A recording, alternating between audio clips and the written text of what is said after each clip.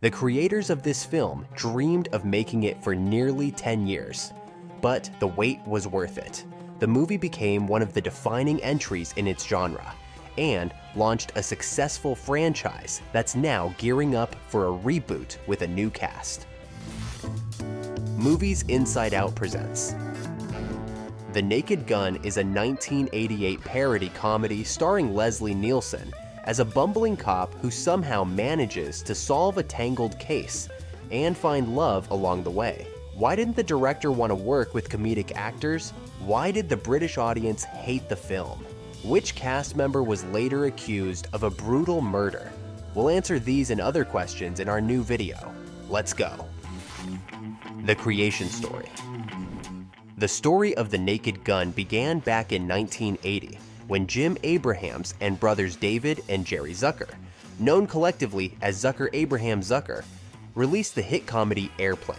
Following the film's huge success, they set out to create another parody comedy, this time based on the late 1950s crime drama M Squad.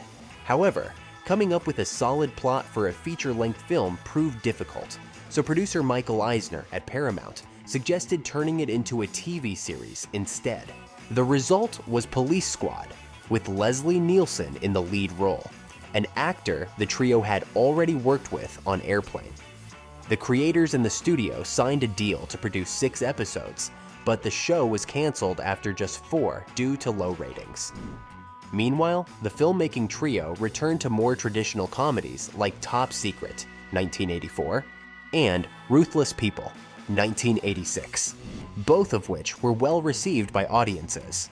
Still, Zucker Abraham Zucker never gave up on the idea of a police film parody. Over time, Police Squad gained a cult following through reruns, and together with screenwriter Pat Proft, they reworked the concept, this time adding a romantic subplot, which became the foundation for the script. The new version impressed the executives at Paramount, and the green light was given for a movie adaptation, with David Zucker directing.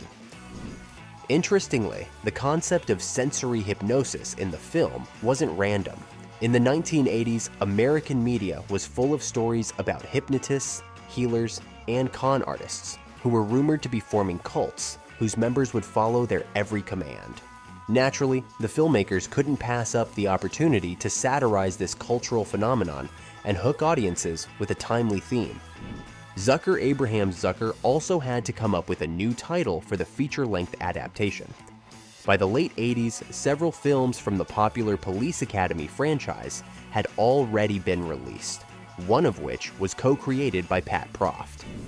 The name Police Squad sounded too similar, so to avoid confusion, the team went through about 20 title ideas before landing on The Naked Gun.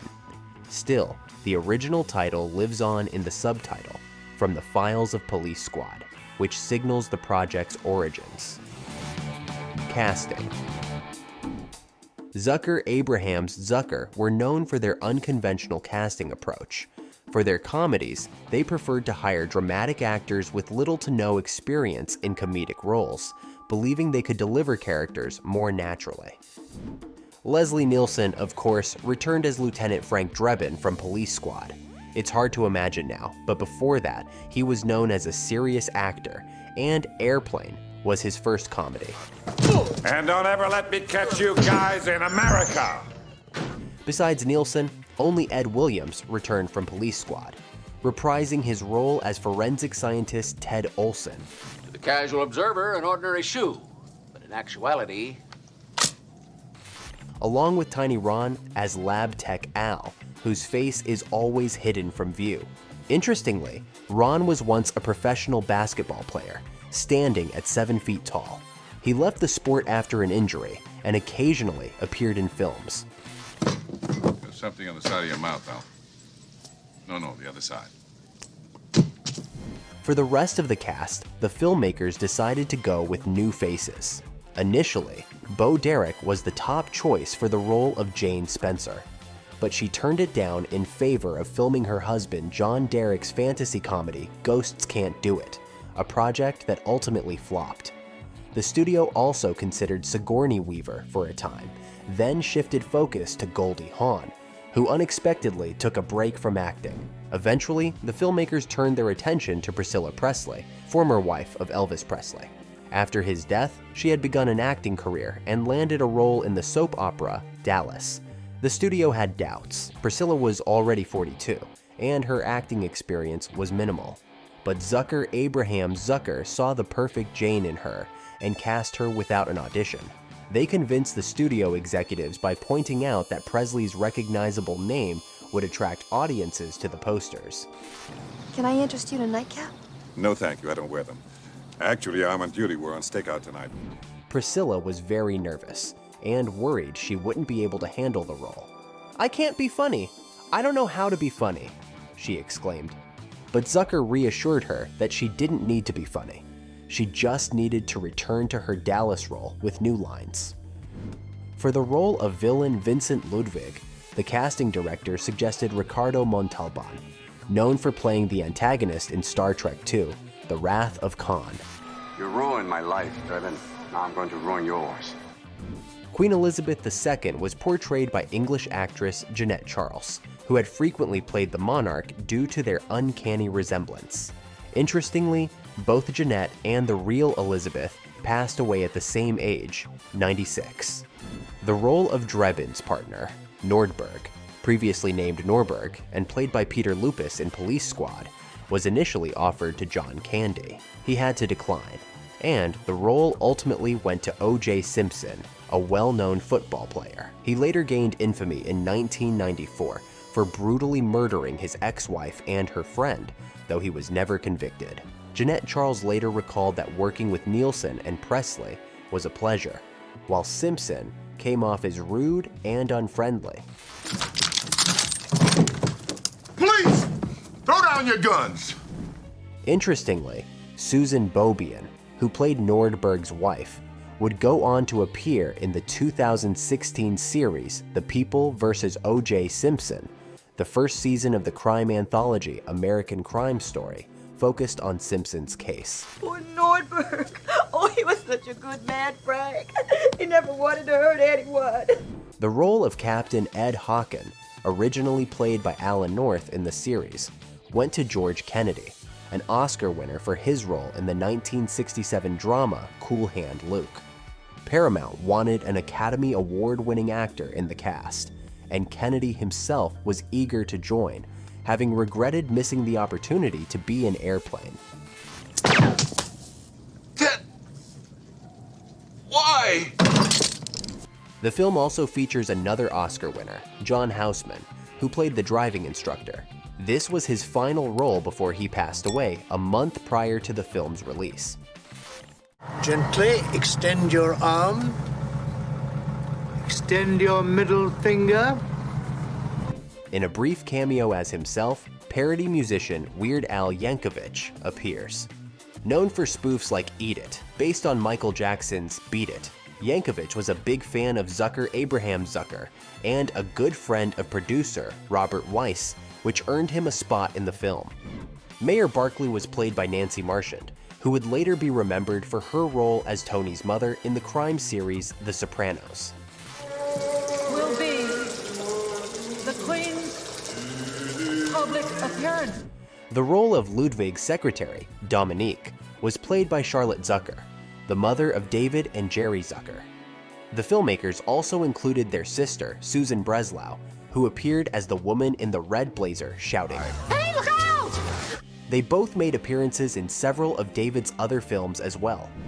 Several cameos from the baseball world can also be spotted in the film, including right fielder Reggie Jackson, outfielder Jay Johnstone, announcer Kurt Gowdy, and umpire Joe West. Director David Zucker even made a cameo himself. He appears in the opening credits as the man adjusting a wall clock who runs out of the room in fear of a police car. The filming process.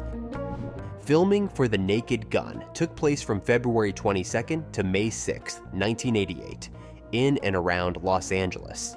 The Beirut office set from the opening scene was built on one of Paramount's sound stages. Just before filming began, Leslie Nielsen caught the flu, so production had to be delayed by a few days. The anti-American leaders in the opening scene include recognizable caricatures of Mikhail Gorbachev, Iranian leader Ruhollah Khomeini, Palestinian leader Yasser Arafat, Libyan dictator Muammar Gaddafi, Ugandan ruler Idi Amin, and Cuban leader Fidel Castro. The final General Secretary of the Communist Party of the Soviet Union was portrayed by David Lloyd Austin, who reprised this role in several other films. Although the story's climax takes place during a home game for the Los Angeles Angels, the actual filming location was Dodger Stadium. These stadium scenes were filmed first, as the filmmakers had only a short window before the new Dodgers season began. The royal reception scene with Queen Elizabeth was filmed at the famous Ambassador Hotel, whose interiors were also featured in movies like Pretty Woman and Forrest Gump. Sadly, the hotel closed shortly after filming and was demolished in 2006. One of the film's most ridiculous gags, Frank and Jane falling onto a bed in giant condoms, was actually performed by Nielsen and Presley themselves. The crew had initially planned to use body doubles, but the actors volunteered to do the scene, even though Priscilla suffered from claustrophobia. This moment was inspired by a timely 1980s issue, the fight against AIDS and the promotion of safe sex. Leslie Nielsen also chose to sing the national anthem himself, without the help of professional vocalists. He did surprisingly well. MTV later named it the best comedic performance of the anthem.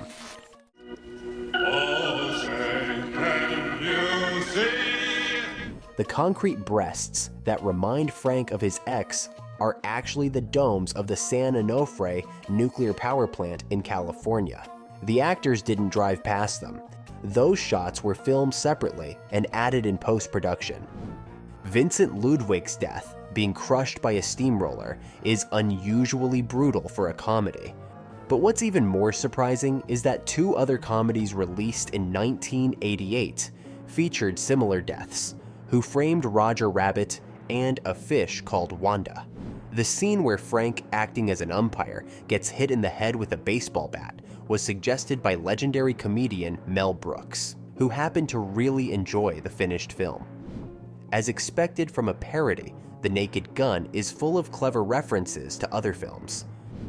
For example, when Frank first meets Jane and notices her ankle bracelet, it mirrors a scene from the 1944 film Double Indemnity. During his introduction to Drebin, Vincent Ludwig feeds small goldfish to his betta fish, just like Dr. Land does in Bruce Lee's Game of Death, 1978. The moment when the fish latches onto Frank's nose is a nod to classic mid-20th century cartoons. The terrorist organization Frank attacks in the opening scene was inspired by Spectre from the James Bond series. Ted Olson's character is also modeled in part after Q. Among the old food items in Drebin's fridge is a jar of mayonnaise labeled 1982, the year Police Squad debuted. The conversation about sensory hypnosis mimics a similar scene from the 1977 film Telephone. Meanwhile, the mind control device resembles one from Star Trek II, The Wrath of Khan, the same film that featured Ricardo Montalban. Frank and Jane's breakup argument parodies a similar moment in Casablanca, one of Zucker Abraham Zucker's favorite films. Not all references are to movies. When Ludwig offers Drebin a Cuban cigar, Drebin says his father was from Wales. In real life, Leslie Nielsen's mother was Welsh. When Ed eats cake at the stadium, the song I Love L.A. plays.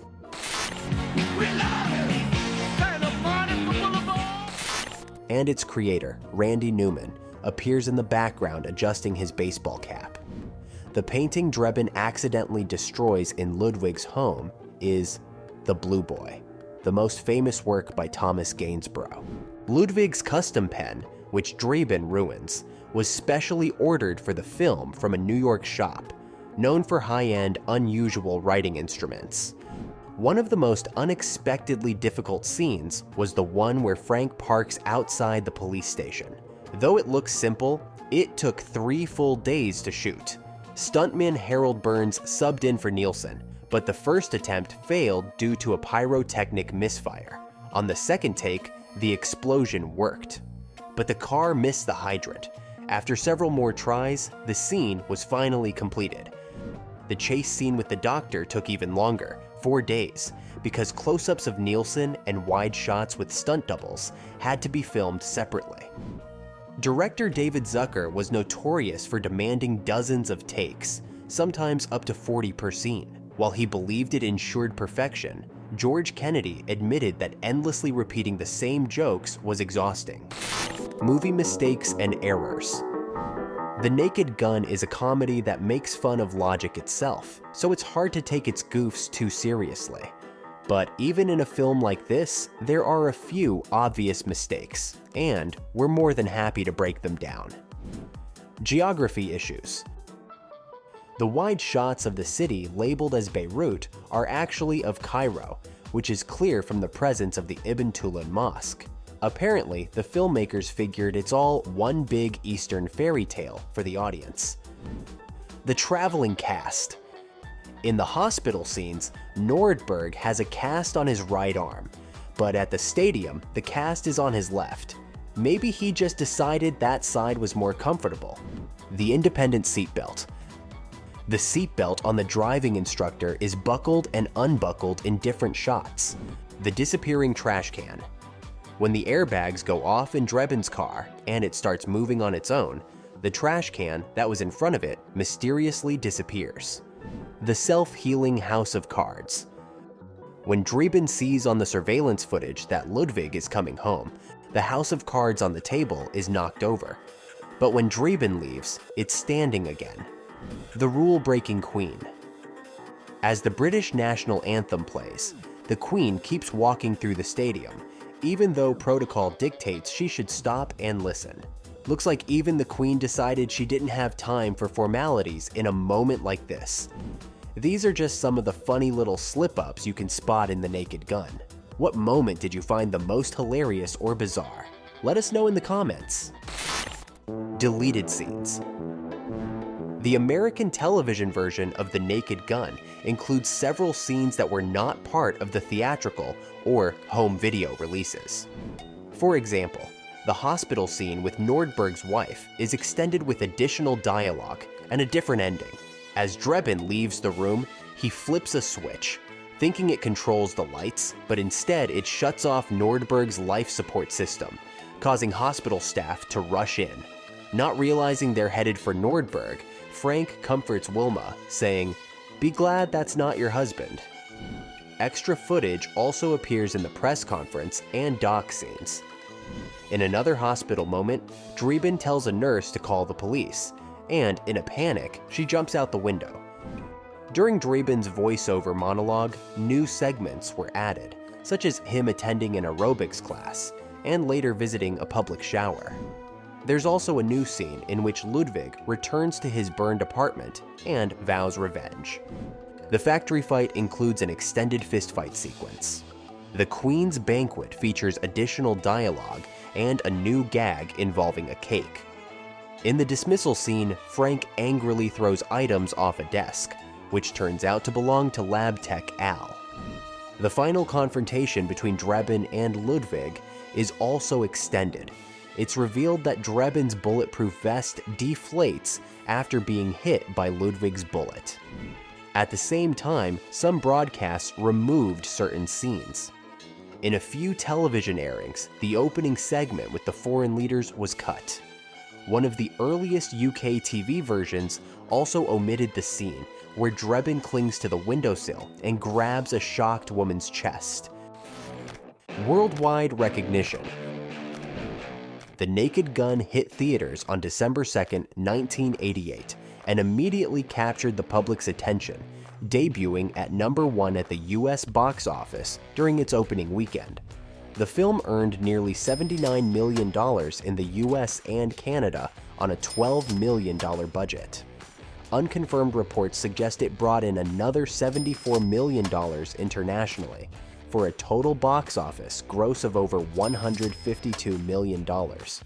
Regardless of the exact numbers, the commercial success was undeniable.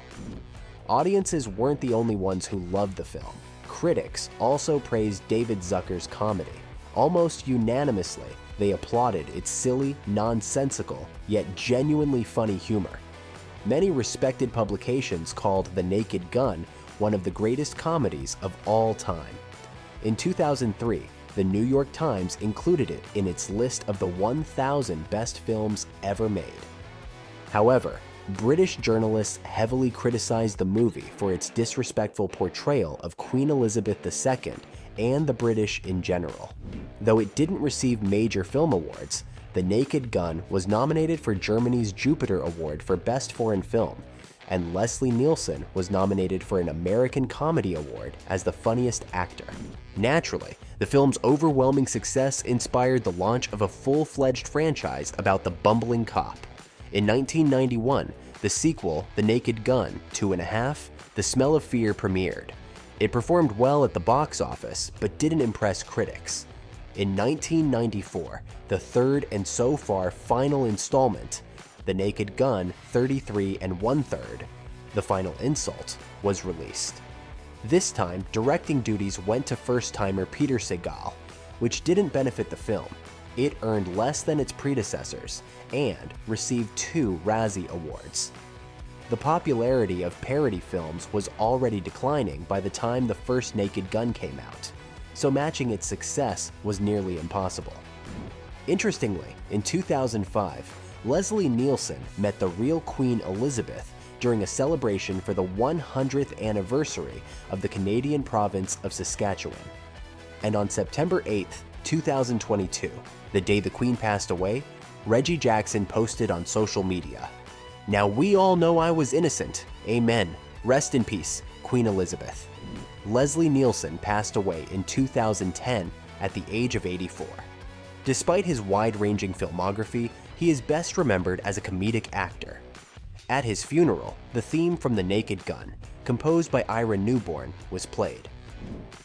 One might assume that after the Zucker-Abraham Zucker franchise, Priscilla Presley would land similar roles, but she only made a few guest appearances and retired from acting in the late 90s.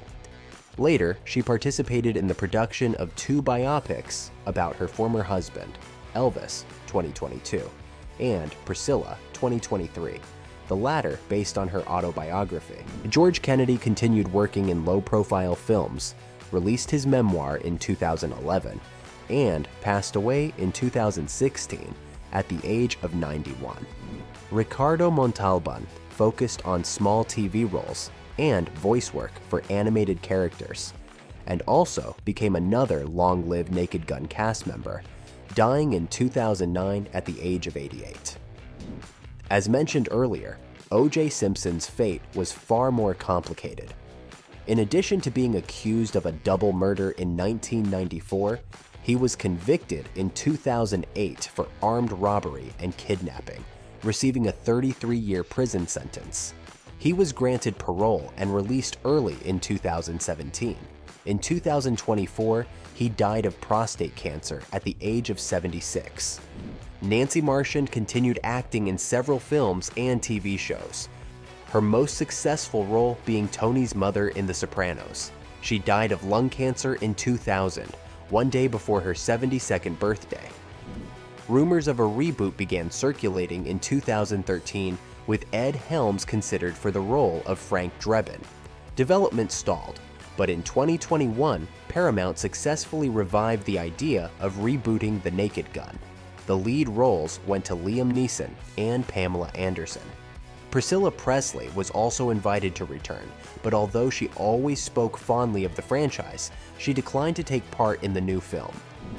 The remake's script was written by Dan Greger and Doug Mand, and the director is Akiva Schaffer. The trio had previously worked together on the comedy Chip and Dale Rescue Rangers. The project is currently in post-production, with the premiere scheduled for July 30th, 2025. Do you think the new Naked Gun will be able to match the success of the original and revive the parody genre?